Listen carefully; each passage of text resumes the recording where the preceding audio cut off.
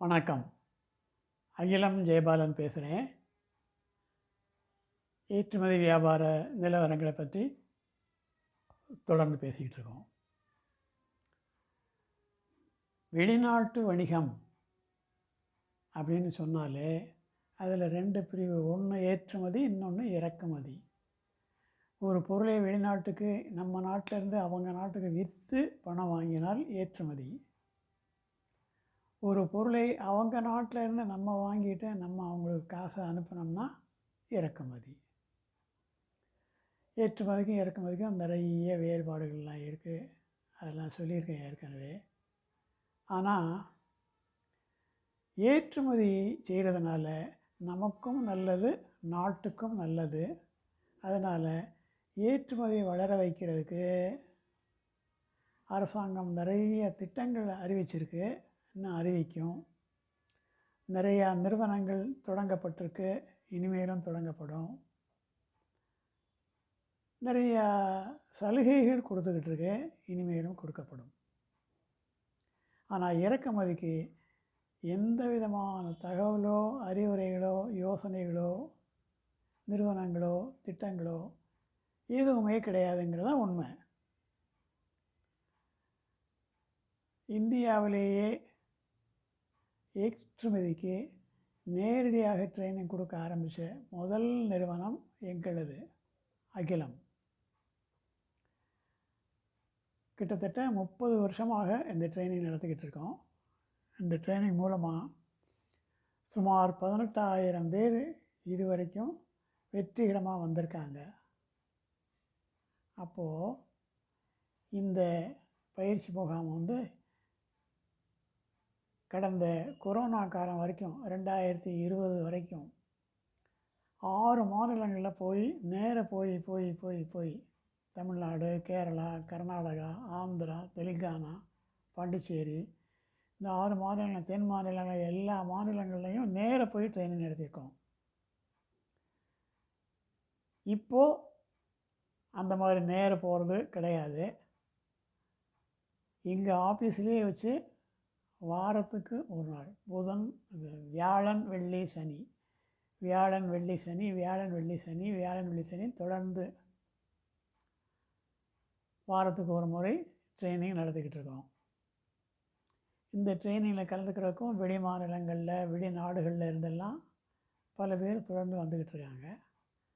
இந்த பயிற்சி முகாம்களில் நானும் இறக்குமதி பற்றி பயிற்சியில் சேர்த்துக்கிறது கிடையாது.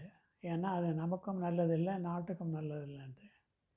இதையும் தாண்டி இம்போர்ட்டில் நான் இறங்க போகிறேன் அப்படின்னு சொல்லி வந்தவங்க பல பேர் இருக்காங்க. அவங்க பெரும்பாலும் தோல்விகளையே சந்திச்சிருக்காங்க.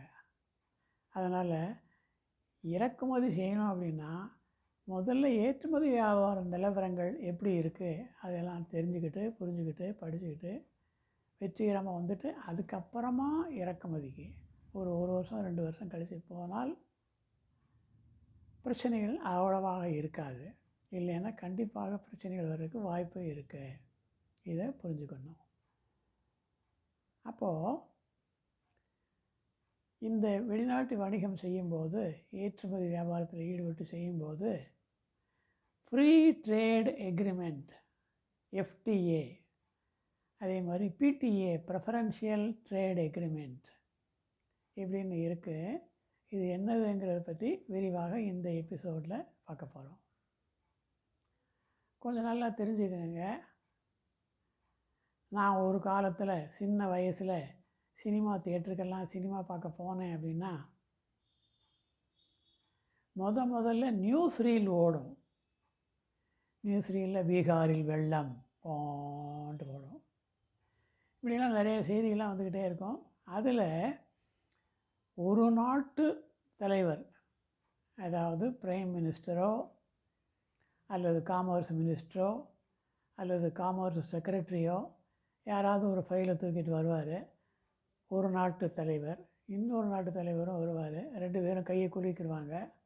இவர் ஃபைல் அவர் கொடுப்பாரு, அவர் ஃபைல் இவர் கொடுப்பாரு. 2 பேரும் கையெழுத்து போட்டு எக்ஸ்சேஞ்ச் பண்ணிக்குவாங்க.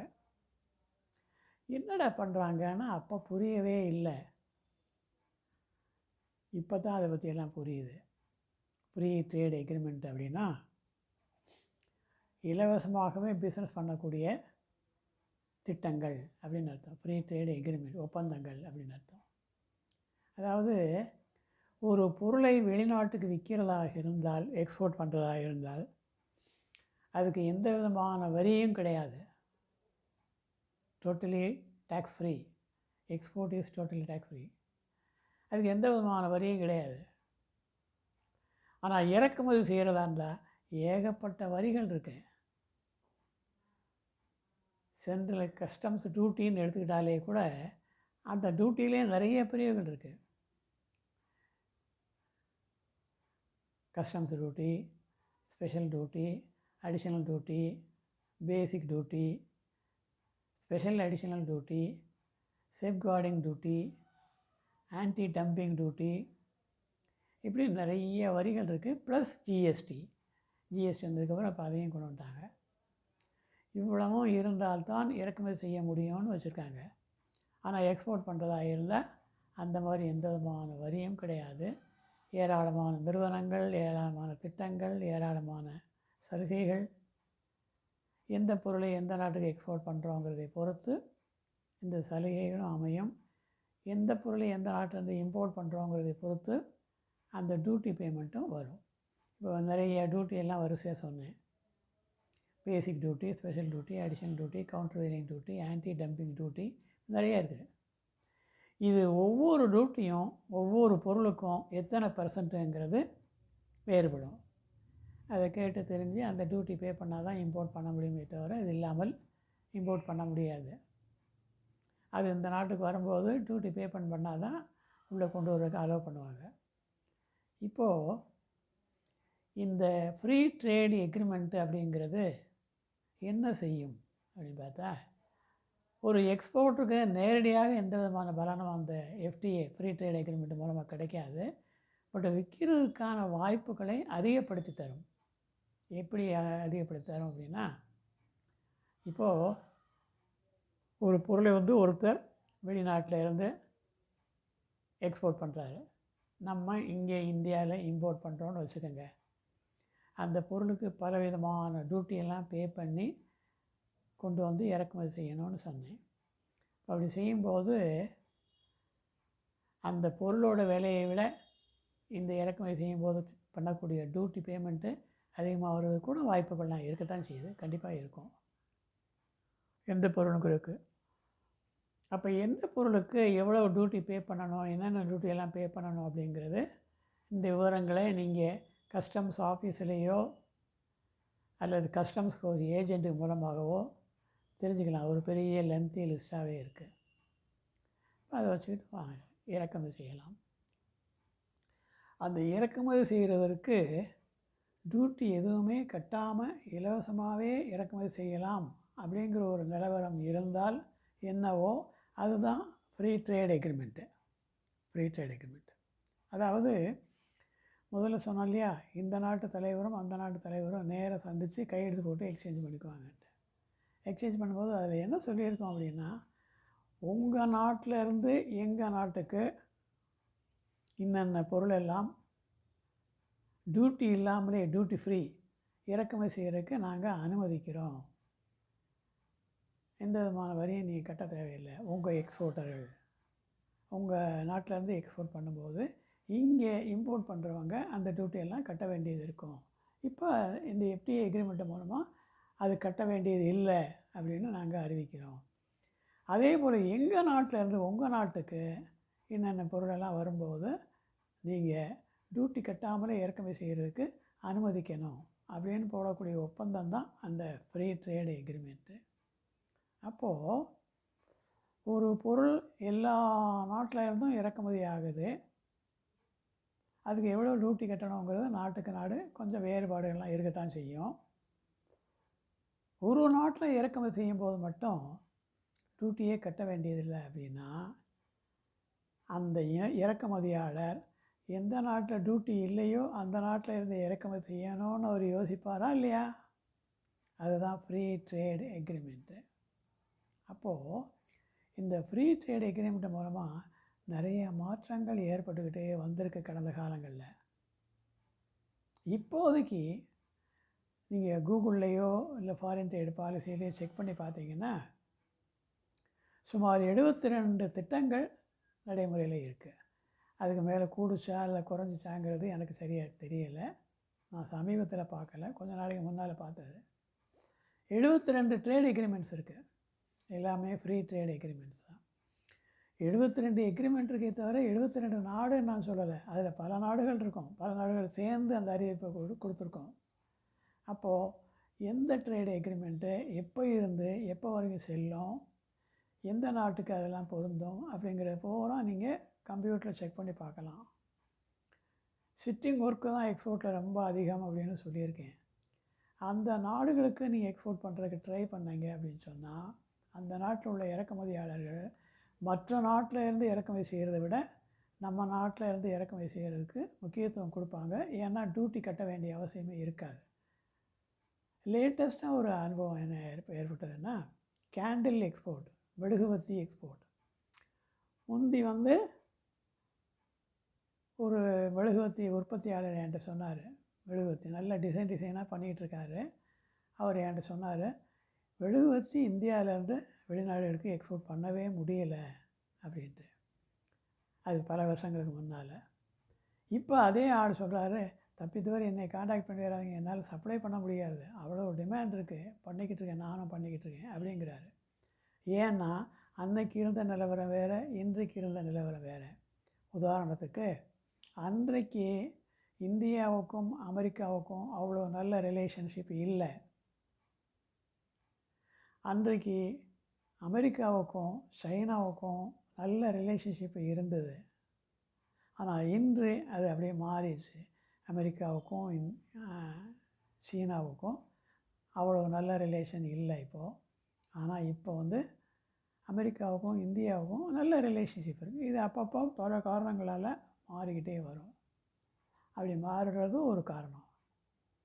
அப்போ சில டியூட்டியில் சிரமம் இல்லாமல் இறக்குமதி செய்கிறதுக்கு அனுமதி அதன் மூலமாக கிடைக்கிது. ஆன்டி டம்பிங் டியூட்டின்னு போட்டாங்கன்னா அந்த நாட்டில் மற்ற வரிகளை விட அந்த ஆன்டி டம்பிங் டியூட்டியும் சேரும்போது விலை அதிகமான விலைக்கு இவர் கொடுக்க வேண்டியது இருக்கும். கொடுத்தா தான் இவர் கட்டுப்படி ஆகும் எக்ஸ்போர்ட்டுருக்கு. இப்போ அது இல்லைங்கிறப்ப சுலபமாக பண்ண முடியும். அப்போது அமெரிக்காவில் இருந்து ஒரு இறக்குமதியாளர் கேண்டில் வாங்க விரும்புகிறாரு. இன்றைக்கு சூழ்நிலையில் அவர் இந்தியாவில் உள்ள எக்ஸ்போர்ட்டரை தொடர்பு கொண்டால் அவருக்கு முதல்ல டியூட்டி இல்லாமலே இம்போர்ட் பண்ண முடியுங்கிற ஒரு சௌரியம் அரசாங்கம் ஏற்படுத்தி கொடுத்துருக்கு. அது நமக்கு ஒரு அட்வான்டேஜ், நிறைய விற்கிறதுக்கு, எக்ஸ்போர்ட் பண்ணுறதுக்கு. அதே போல் சைனாவுக்கு இப்போ எக்ஸ்போர்ட் பண்ணுறதா இருந்தால் ஆன்டி டம்பி டியூட்டி இதையும் பே பண்ணணும். இது போக அரசாங்கம் வேறு சில லெவிஸையும் லெவி பண்ணி இம்போர்ட் பண்ண வேண்டியது இருக்கும். இதெல்லாம் கம்பேர் பண்ணும்போது இந்தியாவிலேருந்து இம்போர்ட் பண்ணாலும் ரொம்ப சீப்பாக இம்போர்ட் பண்ணலான்னு இம்போர்ட் பண்ணுவாங்க.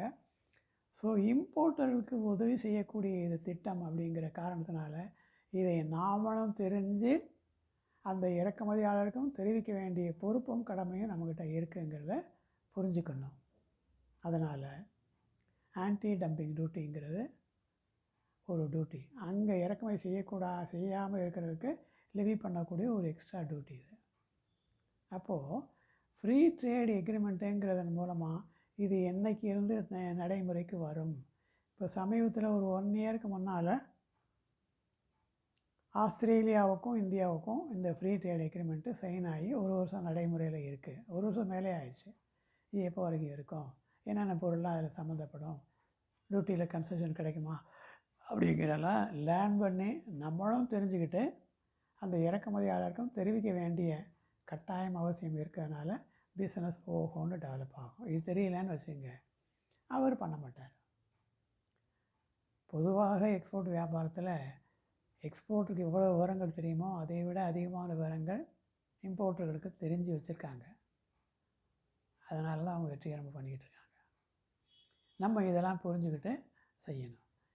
பிடிஏ ப்ரெஃபரன்ஷியல் ட்ரேட் எக்ரிமெண்ட்னா என்னென்னா, இந்த எஃப்டிஏயில் உள்ள அதே மாதிரி இங்கேயும் ப்ரெஃபரன்ஷியல் ட்ரேட் எக்ரிமெண்ட்டுங்கிறதுல கன்செஷன் கிடைக்கும், டியூட்டி கன்செஷன் கிடைக்கும். பட் 100% டியூட்டி கன்செஷன் எஃப்டிஏல கிடைக்கும். பிடிஏல பொருள் வாரியாக இதுக்கு இத்தனை பர்சன்ட்டு இதுக்கு இத்தனை பர்சன்ட் சொல்லியிருப்பாங்க. அத்தனை பர்சன்ட் மாத்திரம் டியூட்டியில் கன்செஷன் கிடைக்கும். அதுதான் எஃப்டிஏ பிடிஏ. 72 ட்ரேட் எக்ரிமெண்ட்ஸு இது வெப்சைட்டில் இருக்குது. பார்த்து நீங்கள் தெரிஞ்சுக்கலாம். நீங்கள் தான் தெரிஞ்சுக்கணுமே தவிர மற்றவங்களாம் தெரிஞ்சு வச்சுருப்பாங்கங்கிறத நீங்கள் எதிர்பார்க்கக்கூடாது. அதாவது பொருளுக்கு பொருள் நிலவரங்கள் வேறுபடும், நாட்டுக்கு நாடு நிலவரங்கள் வேறுபடும்.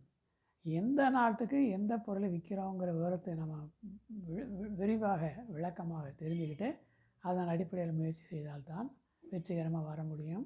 இதை புரிஞ்சுக்கோங்க. மீண்டும் அடுத்த எபிசோடில் பல வேறுபட்ட விஷயங்களெல்லாம் பேசலாம். நன்றி, வணக்கம்.